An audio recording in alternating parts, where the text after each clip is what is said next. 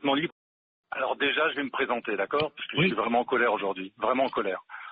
D'abord, je suis un homme libre, complètement libre et indépendant, d'accord? J'appartiens à aucun parti politique ni société secrète, d'accord? Je mets ma liberté bien au-dessus de ma sécurité.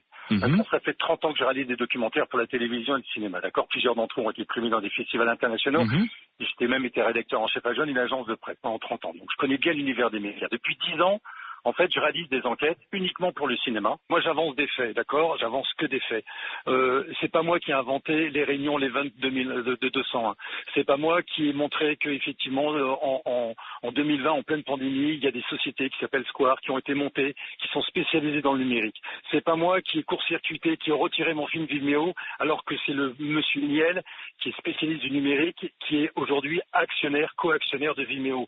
Ça fait quand même beaucoup de choses. Et moi, je comprends toujours pas comment il y a une haine, il y a une pression énorme. J'ai actuellement toute ma petite équipe qui me suit, qui est sous pression, vous pouvez même pas imaginer.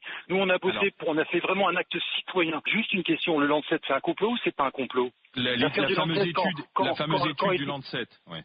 Quand il dit haut et fort, mais qu'est-ce qu'il y a derrière? Qui a payé cette enquête? Qui a payé cette étude bidon? Qui est derrière ça? C'est pas moi qui le dis, c'est Philippe Douste-Blaty qui dénonce un complot. Donc moi je veux qu'on s'entende sur le mot complotiste. Je veux qu'on s'entende sur le mot complotiste, c'est important.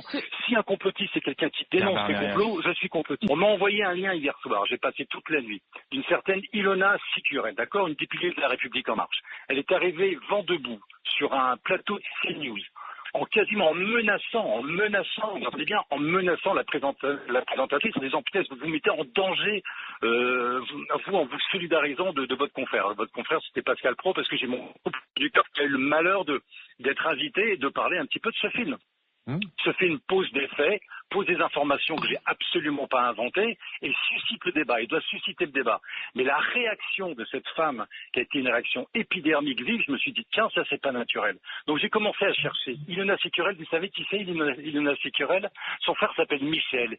Il a dirigé la compagnie financière Edmond Rothschild. En 2014, il crée la holding financière La Maison, qui réunit notamment tous les grands spécialistes du numérique. Et je montre dans mon film que le numérique est à la base de ce hold-up mondial. Moi, je pose des faits, je pose des incohérences, mais devant autant d'incohérences, et comme le dit très bien même le directeur du département recherche Jeden, Michael Jeden, département de recherche de Pfizer, devant autant d'incohérences, à un moment donné, vous êtes obligé de vous dire, mais qu'il y en ait autant, ça peut pas être involontaire. Donc on est en droit de se poser des questions. J'ai une perte totale de confiance dans les gens qui nous gouvernent. Pourquoi? Parce que, en fait, aujourd'hui, mon pays est gouverné par une table ronde. Et ça, aujourd'hui, voilà. C'est quoi la table ronde? Pour moi, la table ronde, aujourd'hui, c'est simple, c'est le conseil. Ça veut dire que où sont nos grands principes démocratiques? Le conseil scientifique. Oui. Non, mais même aujourd'hui, on est encore... En fait, cet état d'urgence, il est constamment renouvelé. Ça veut dire que moi, aujourd'hui, je veux juste retrouver un débat démocratique. Je veux retrouver mon Assemblée nationale, effectivement, qui a un vrai pouvoir.